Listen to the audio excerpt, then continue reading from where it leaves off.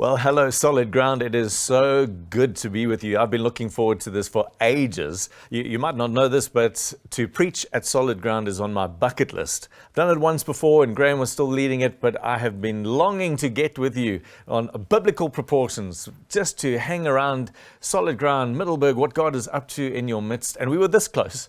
We had planned the dates, booked our drive, family was all excited, and then the president locked things down. So here we are in your lounge, which is also a first. Not quite on the bucket list, but hey, I'll take that. Also, one of the reasons why I have been so looking forward to hanging out at Solid Ground and seeing you face to face is because we have such love and admiration for James and Vanessa. You guys have no idea how privileged you are to have that couple leading you at this time. We have watched them flourish under God's hand and flourish in the ministry. We are so proud of them. We love them to bits, and we can't wait when lockdown is lifted and we can cross the Boerewors curtain and get to hang out at Solid Ground sometime soon. But in the meantime, I am thoroughly enjoying the privilege of being able to join you as we work through the book of Acts. If you remember back before Father's Day, Renus had taken us into Acts chapter 10, and he made a really, really big statement that I didn't actually know. Me, the guy with a theology degree, I didn't realize that between Acts chapter 2, the outpouring of the Holy Spirit and the establishing of the church, and Acts chapter 10, when the gospel goes to beyond the borders of the Jewish nation, was 10 years. And this is why it's significant, and this is what I want to springboard off as we jump into Acts chapter 11. In the Gospels, if you're not familiar with the Bible, the Gospels are Matthew, Mark, Luke, and John. It's the footprints of Jesus through Jerusalem. Right at the very end, when Jesus is crucified and raised from the dead, he says to his disciples, those who have been following him, those he'd been pouring his life into, he says to them, go and stay in Jerusalem until you receive power on high, because that power will enable you to take my gospel, this story, to be witnesses to those in Solid Ground, in Middelburg, and to the outer reaches of Bloemfontein and Berlin. That was the plan. And that's what happened in Acts chapter 2, the outpouring of the Holy Spirit. But what didn't transpire until, as Arenas pointed out, 10 years later, was they didn't go beyond the borders of their Jewish nation. They kept it to themselves. And then in chapter 10, as we heard 2 weeks ago, God decided to take matters into his own hands. He had a meeting with Peter. He sent him to Cornelius' house, or as Renus called him, Cornelius. So Peter went to Cornelius' house, shared the gospel, the Holy Spirit was poured out, and they got the full deal. Outpouring of the Holy Spirit, baptism, you name it, salvations. The home was like the birthplace of Gentile revival, because Gentiles were considered unclean by Jews, and if it wasn't for Acts chapter 10, we would not know Jesus ourselves. It would have been still within those boundary walls of Israel. So that was a big moment in the timeline of church history. So we come out of chapter 10 and into chapter 11, and I want to basically link the two with a few verses right at the very outset of Acts chapter 11. I'm going to read to you from the New Living Translation because it has the emotion of what transpired when Peter came back to Jerusalem. It says, soon the news reached the apostles. This is Acts 11 verse 1. Soon the news reached the apostles and the other believers across Judea that Gentiles had received the word of God. It spread like wildfire. This hadn't crossed their mind. This was not on their mental framework. Someone had gone outside of the rule book. The whole of Judea heard that Gentiles had received the word of God. When Peter arrived back in Jerusalem, the Jewish believers criticized him. You entered the home of Gentiles and even ate with them, they said. Let me read that again. Jewish believers criticized him. That's how chapter 11 starts. Jewish believers, not the Pharisees, hey? Not the Roman tripartite government. Jewish believers criticized him. You know, the message actually says, what were you thinking? Going to that crowd, ruining our reputation. There's a lot of emotion, a lot of critical cynicism around what Peter had done, irrespective of the fact that in the Gospels, Jesus had said to the disciples, wait for me, receive that power so that you could be a witness. Now it has transpired in chapter 10, and in chapter 11, we come face to face with Jewish believers criticizing Peter. What were you thinking, taking the gospel to them? Effectively, it was insiders criticizing Peter for taking the gospel to outsiders. And that's the verse that I want to unpack today. because there's so much going on there, so much that's relevant for us here, now, today. Whether we're in Middelburg or Maritzburg, this for us is so crucial at this time in South Africa's history and church history. And I want to ask 2 questions to help you see the weightiness of this little moment. Jewish believers criticizing Peter, insiders criticizing Peter for taking the gospel to outsiders. Why is this such a big deal? And so I want to ask those 2 questions. What does this mean? What does it look like today? Is there anything relevant in our day and age? What does it look like today? And what does it matter today? Those 2 questions I want to unpack and allow this tiny portion of Scripture, I trust, to radically change our lives. What does it look like today? And what does it matter today? So first question, what does it look like today? So I want to take it out of chapter 10 and 11 and kind of bring it down to earth, because if we leave it in chapter 10, you might remember, we've got visions, we've got angels of God, we've got voices from heaven, we've got the supernatural, the outpouring of the Spirit of God. And if we leave it there, we're going to leave it on the top shelf, untouchable. So I want to bring it all the way down to Walter Sisulu and N Street and Dr. Nelson Mandela and Paul Kruger Street. I want to bring it right down into Middelburg. I want to make it as simple as this. If you want to know what does it look like today, it looks like me. If you were to meet me when I moved up to Pretoria to come and study, you would meet a man, shaved head, piercings, tattoos that I was trying desperately to hide from my father, because if he found out, it would be the end of me. You would meet a guy pretty much punch drunk on everything that life had thrown at me. Dark, in a very, very dangerous spot. You would meet a guy who had recently had what they call an intervention. I don't know if you know what that is. That's when people around you have been watching from afar and they're so troubled that they go to the powers that be to intervene in your life because they're worried that you'll take your own life. I was in that place. As a newlywed, both my wife and I, we came from broken homes on both sides, and it looked like we were pretty much self-perpetuating that whole cycle. We had alienated and insulated ourselves from anyone around us. We were in a terrible, terrible place. We were the poster children for outsiders. And then my wife heard about Capital City Church International, 3CI, where I'm standing at the moment.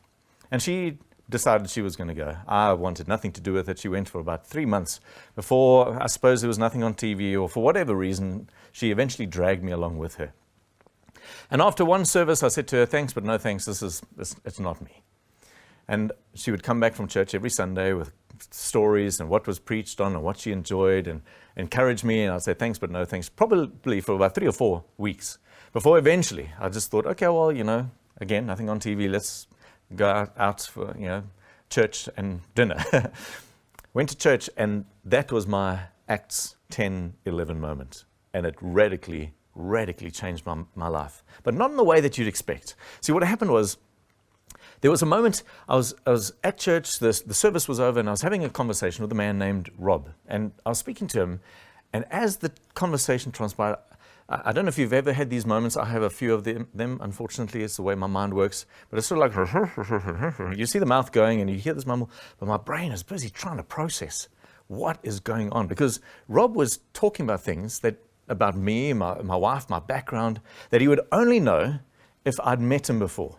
And I must have had quite a conversation with him that he would know these kind of details. And I'm thinking, well, this thing's going on. I don't even remember this guy. That's how shallow I was.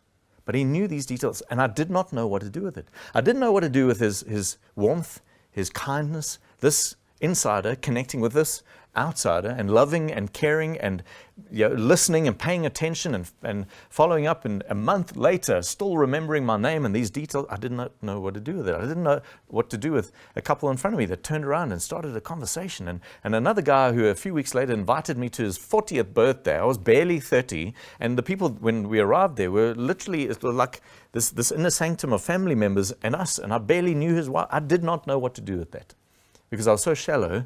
I was fully convinced that there was some kind of a system going on here, and I couldn't figure it out. I'd heard of a church who had this genius idea that when you arrived, and they have announcements right at the very start of the service, and they say, are there any new people here? And you raise your hands, and then they handed out these coffee mugs. And with the coffee mug came bottomless cappuccinos, flat whites, or if you were unsaved, tea, or hot chocolate, whatever it was. You could literally flow out of church. But the thing was, you carried around this mug with you that said, I'm new, effectively. It probably had the church logo on it or something, but everyone knew. The guys with the mugs, it was their first time, and they would make a beeline for them, love on them, be kind to them, offer up their parking spots. But I couldn't figure Rob out. I couldn't figure the system, to the point where I actually asked someone, how is it that is it the fact that I wasn't tucking in my shirts? Everyone else was tucking in shirts. Was it that I wore shorts to church? Did I park in the pastor's parking spot? They're like, oh, new guy alert, let's help him out. Because I was so superficial, I could not get to the point of actually believing that it was genuine, that as an insider, he genuinely wanted to engage with an outsider. And I can honestly say I am eternally grateful that he did. Eternally grateful. Because that gospel took root in my heart. I was born again. I had a theology degree, but I was battered and broken and desperately in need of good news, of redemption, restoration, of family. And Rob did that for me. He did it for my marriage. Today we've been married 22 years, 6 months and 25 days. And we are stronger and more in love than ever. And that's got a lot to do because of Rob engaging and bringing us in. I've got 3 kids. They've all gotten saved during Sunday school at 3CR. And that's got everything to do with Rob as an insider, taking the gospel to an outsider like me. Solid Ground today benefits from the fact that Rob Askew decided to remember my name and the details and just love on me and look after me and track down my cell number. I was working on radio. My number was unlisted. And I get this random phone call and it's Rob. Hello. Eternally grateful. And this is what transpires in Acts 10 and 11. But the Jewish believers criticized Peter for taking the gospel to outsiders. What does it look like? It looks like me. It also looks like a guy named Kent. Now, you won't know Kent. Not many people will. He's a guy that lives on our street here in Pretoria. And we got to know of Kent. He's a young guy, still in his teens. We got to know of Kent through his mom, who's a teacher at our children's school. And we found out that Kent was turning 18 that week. And closer to the time, we also found out that Kent had sent out a whole bunch of invitations to his 18th birthday, and there was not one person who wanted to come to his birthday as an 18-year-old. Now, here's the thing. Kent's brother is the poster child for the inner crowd. He's the jock. He's tall, blonde hair, blue eyes, good-looking guy, but a lovely, genuine person. Kent's not that. He's the poster child for an outsider. Struggles at school, battles to make friends, just never connects. And now he's about to celebrate his 18th birthday, probably at the Spur with mommy and daddy. And I said to Kath, my wife, I said, can't we do something for him? I don't know Kent, but I know people. And so what we did was we spread the word, and we gathered some guys 6 o'clock in the morning in our house, probably 120, 130 people in our home. Some from the youth, some from our student ministry, because he was turning 18 and we wanted to bridge that gap. We had life group leaders, we had elders, and we gathered together. People brought money. I think we raised something like 5,000 Rand, because at 18 he was hoping to get a little moped to get around. We wanted to buy him a year's worth of petrol and a helmet, and we bought shoes and watch and prophetic words. And as you can see, walking down the streets with banners and balloons, and we just lavished him with the gospel. We went and we sang happy birthday to him. We woke him up at 6:30 in the morning. People came on the way to work to come and wish him well. We caused such a stir that one of our unsaved, she's a big Scientology kind of a lady in our street. She came out because of the noise, wanted to know what we were doing. And the more questions she asked, the more she realized none of us knew Kent. But we just wanted to love on this guy. So she walked with us, sang happy birthday, stood in the circle while we laid hands on him and prayed for him. And she was like, who are these people? Because the Jewish believers will criticize Peter. The Jewish believers will criticize Rob. The Jewish believers will criticize Stephen and Kathy and the people that we know when we want to take the gospel to outsiders. But that's what it looks like when Acts chapter 10 and 11 come down to sunny South Africa. It looks like me. It looks like Kent. It looks like Kathy, my wife. She will be very averse to telling the story, but I do have permission to. My wife grew up, also I mentioned, in a broken home. Her dad is like a fierce atheist, hates the church. He will blaspheme just to make a point. And as a young girl living in Belgium, her dad had an affair. The marriage was absolutely on the rocks, and her mom fled to South Africa, had some family here. She came to start over here. Her dad chased them down, tried to hijack them and kidnap them and take them home. It's a glorified mess. You can imagine what that household was like growing up. So in high school, one of the family traditions was they would go down to Keimerth in the Eastern Cape, a specific home every December, and the entire December holiday would be spent in that home. Until one year, the end of, just before she started matric, that December, they went to book and the place was already taken. So they found another place, but it wasn't quite the same. So the family's unpacking. My wife, being my wife, decides she's going to go and let these people know on no uncertain terms are they ever to think that they can stay in this house during December. This is their place. So she goes and she knocks on the door, and the lady opens the door and she just has a go at her. But this lady's wearing this big branded t-shirt that says Jesus loves you. And Kath just lambastes her. How can you? Don't you know what you've done to my family? My mom has been through all this stuff. And she just says, why don't you come inside? I'm so sorry to hear that. Tell me about your mom. Can I meet her? And every waking moment of that December holiday, Kath spent in that home with that family. And on the last night when she went to say goodbye, she said to Kath, hey, listen, don't you want to give your life to this Jesus that you've seen in our home? And she got radically saved, eternally grateful for that family, because Kath is an outsider living in a broken home, a father who's feisty and opinionated as an atheist and just hates God, hates the church, wants nothing to do with it. That was her opinion of God. But for that family in that holiday home, those insiders willing to take the gospel to an outsider. But the Jewish believers criticized Peter. What were you thinking, rubbing shoulders with Kathy and ruining our good name? What were you thinking, rubbing shoulders with Kent and ruining our good name? What were you thinking, rubbing shoulders with Stephen and ruining our good name? Taking the gospel to outsiders. That's what it looks like in 2021. It looks like myself, like Kent, like Kathy. It looks like Jesus. You know that Matthew 25 says, and these are Jesus' words, whatever you do for the least of these, the outsiders, Stephen, his family, Kath, Kent, whatever you do for the least of these, you do for me.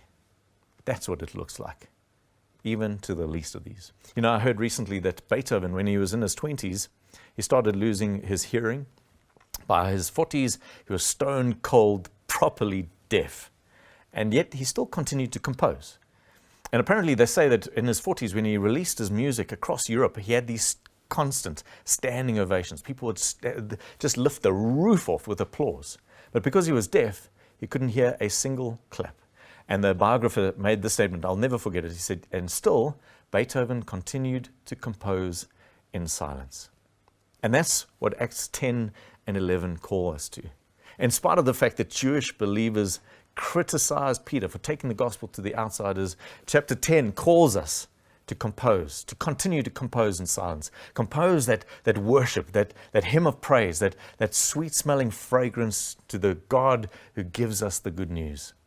Even in silence, when no one else sees, when no one else knows, even as you are in your workplace, in your department, Solid Ground, would you continue to compose in silence? Because this is what it looks like in today and our day and age. So what does it look like? Well, there you go. What does it matter? Well, I read a very interesting history book on sort of like a 200-year window, the 1500s to the 1600s in America. And I didn't know much about settlers other than what I'd seen on Hollywood, but this is really the Hollywood era. You know, they land on the East Coast and they pioneer their way through to the West Coast. This is the era of cowboys and Indians and mountains and prairies and buffaloes and all, you know, young boys' dreams. This epitomized that era. And during that time, one of the things, sort of like the prominent characteristics of what it meant to be an American was that you were a pioneer. You know, you didn't fear anything, whether it was a rattlesnake or, you know, something moving in the bushes. Little kids learned to shoot from young ages, and, you know, you were cowboys and you were riding horses, and all of that had transpired while they were going from the East Coast to the West. But something happened when they reached that West Coast of America. And what the author says is, effectively, they said once they reached the West Coast, the character of America shifted. It went from a pioneer to a consumer. See, because when they reached the West Coast, the cowboy died and the American dream was born. You know the American dream? White picket fence, perfectly manicured lawn. You know, you take your single home and you make it a double story. And you build little houses for each one of your cars. And your kids go to private school and you invest in Bitcoin. And your big dilemma, your first world problem is when Wi-Fi is not working. And they went from pioneers to consumers. And I say that because I'm asking the question, why is this so important for us today? Why is this important in Middleburg, in solid ground, in your home this very morning? Why is this so important? Because, you see, we have landed on our East Coast and we are moving to our West Coast. And there's this thing called lockdown and COVID. And now at the moment we're in lockdown level 3. There's rumors that the president might change things for us in Gauteng. Who knows what to do? But there's this fight. And the church is fighting, and we're pioneering new ways. I'm in your lounge. I might be on your cell phone, or you might be listening in your car, or you might be in the bath, and the iPad precariously balancing on the side. Yeah, we're pioneering new ways to come to you and to bring the good news and unpack the scriptures as we move across. But there's going to be a moment when we reach the West Coast. There's going to be that moment when suddenly lockdown is lifted. And I've seen it. We've got family in Europe. I've watched it. Everything changes. They go from caring to consuming. They go from pioneering to white picket fences. And I've seen it where it's been, I don't know if you watched Roland Garros, it was beautiful to see these essential workers carrying in the trophy and standing ovations, but that ends when COVID ends. Then all of a sudden you forget all that hard work, and all of a sudden what rises in its place, I don't know if you've seen it, it's this trending hashtag, and that is revenge shopping. It's like, finally, COVID's over. I don't have to wear a mask. I can get that supersized big screen TV, raise my walls, get a bigger home, and upgrade my Q5 to a Q7. Hashtag revenge shopping. And that's in the nature of man, right there. And it's in the nature of church. Unless we lay a hold of this, we are the ones who will be criticizing those who take the gospel to the outsiders, unless we begin to realize and remind ourselves why this matters. It matters because we are to remain caregivers, a community. We are to remain those who take the good news to outsiders. It was the very reason the Holy Spirit was given in Acts 2. It was the very reason why Christ punctuated Acts chapter 10 with this breakout on this unsaved, this Gentile, this outsider community of Cornelius and his family, so that Acts chapter 11 onwards, we can be those who lay a hold of what it means to be a gospel-saturated community. Because if we don't, these are Oscar Guinness's words, if we don't, the gospel in Middleburg will become neutralized, marginal, and meaningless. Those are weighty words, neutralized, marginal, and meaningless. He goes on to say the following. He says, for Jesus, spirituality is clearly not a life of contemplation divorced from a life of action. For Jesus, spirituality is clearly not a life of contemplation, me, myself, and I, divorced from a life of action, engaging with the outsiders. With Jesus, there's nothing of the super spiritual or secular distortion we so often encounter in the church. There's only a rhythm of engagement and withdrawal. I love the way he says this. Engagement and withdrawal. Work and rest. Release and recharge. Service and solitude in the midst of the most effective public life ever lived. And I love the way he phrases it, because we're not talking works, we're talking an overflow of what God is doing in us, the insiders, what we have through the gospel, overflowing into the outsiders, those around us. Engagement and withdrawal, work and rest, release and recharge, service and solitude. I love that. In the midst of the most effective public life ever lived. Why does it matter? Because Jesus modeled why it matters. And because there's power when we do this. I heard recently that when the Nazis invaded Holland, one of the first things they did was they made the office of a deacon illegal. Now this is very interesting. They didn't close churches. They didn't imprison pastors. They made the office of the deacon illegal. Why? Because in the heart of a deacon is this desire to take the gospel to outsiders. It's the heart of a deacon. It's the nature, in one sense, even as raw, rugged, nuts and bolts roll, that is what a deacon does. The office of a deacon is He's always looking beyond his family, beyond his friends, beyond his circle. He's always looking at the outsiders. Are they comfortable? Have they got parking? Here's someone in a wheelchair. Can I help you in? Hey, so-and-so hasn't been at church for a while. What's going on? Oh, another COVID. Can we bring food? That's the nature of a deacon. And the Nazis hated that because they had seen there's power in that. There's power when the gospel gets taken to the outsiders, because it was the very reason why the Holy Spirit was given, so that they would have power from on high to be witnesses. And even the Nazis recognized that. That is why this is so important today. Lastly, why is it so important? I want to tell you about a lady called Lisa Harper. I don't know if you've heard Lisa's story, but she tells the story. So Lisa was deep into her 30s. She was single, and as one can imagine, you're getting on in years, and it's another Valentine's Day coming up, and you're still like, really? And then all of a sudden, she gets this invitation to a Valentine's Day dinner. And she doesn't know what to do with that, because, is this someone feeling sorry for her? Or is it the same? Another single guy doesn't want to spend Valentine's Day, all alone. Did he get a voucher? All these cynical things go through her mind. But she gets super excited because this is the first Valentine's Day dinner she's been to in years. And she likes the guy, but she doesn't quite know, does he like her? So she takes a half day and she goes, I don't know what she did, bath in milk, and the oil of Egyptian, who knows what. But she prepares herself, does her hair, redoes her hair, and redoes her hair again. But still, she's a little apprehensive because she doesn't want to go overboard, because who knows, maybe it's just, hey, I got a voucher. But she realized when the doorbell rang that he was just as enthusiastic as she was, because she says she could smell his cologne through the front door. So now there's butterflies. Now she's super excited. They go to probably the most expensive restaurant in the city. She's never been there before. She cannot believe it. And now the expectation begins to grow. And it just goes from good to better to best. Finally, she has had an unbelievable evening. She's wondering, is this the one after all these years? The maitre d' arrives just before the order for dinner, dessert arrives, and he's got this beautiful white box from a store called Gracie's. Now, immediately, Lisa knows that she is in for a treat, because Gracie's is one of these haute couture stores where nothing is less than $1,000. $1,000.